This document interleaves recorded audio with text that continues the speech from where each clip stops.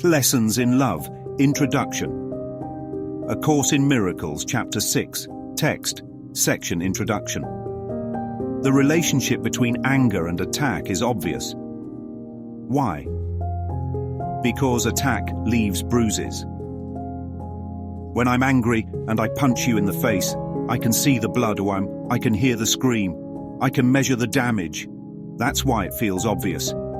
But the relationship between anger and fear is not so apparent, because fear doesn't leave a mark.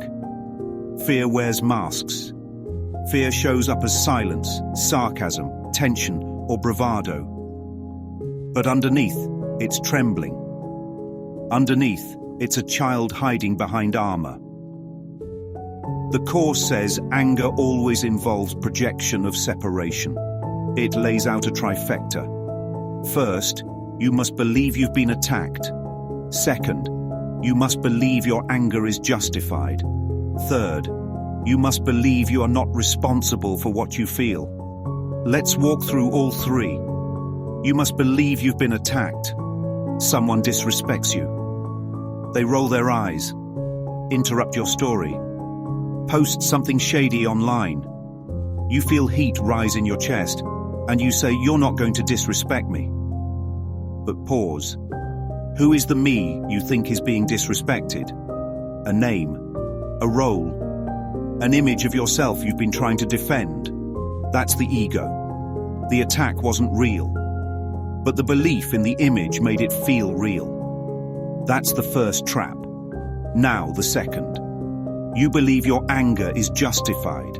You say, anybody would be mad if that happened. You tell your friends, see what they did? You gather witnesses. You build a case. And in that courtroom, you feel righteous. You mistake tension for truth. You confuse offense with power. And it feels good. For a moment. But it's built on a lie. The third piece of the trifecta is denial. You believe you are not responsible for how you feel. You think the anger came from them, from what they said, from what they did. But the Course says otherwise. Your feelings come from your beliefs, not from the world. Let's say someone doesn't text you back. You feel invisible. You feel rejected. And anger rises. But under that anger is fear. Fear that you're forgettable.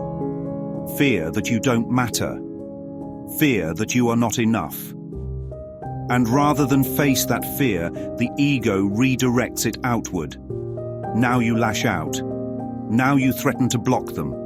Now you throw away what could have been healed. Not because of what happened, but because of what you believed. That's the trifecta. Perceived attack, justified anger, and disowned responsibility. This is the ego's classroom, and the world runs on it. But the Course calls it what it is: insanity.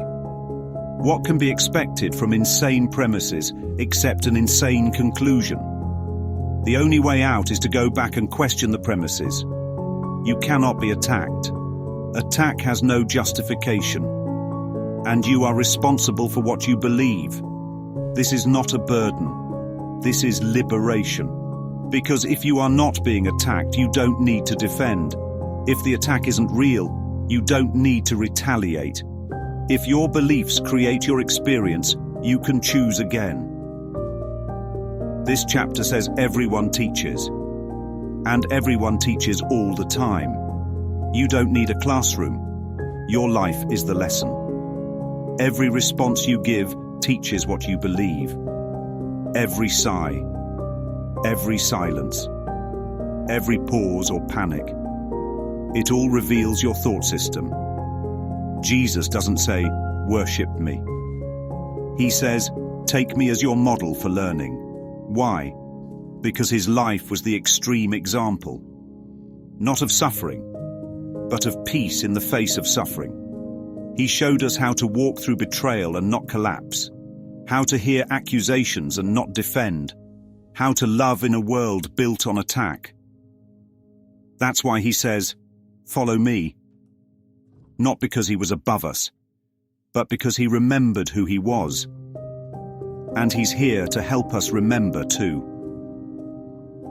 The Course says, once you've accepted a thought system, you live by it and teach it. So how do we teach fear? When we try to win, when we try to punish, when we try to disappear so they come looking. We teach fear when we withhold forgiveness, when we weaponize silence, when we use love as leverage.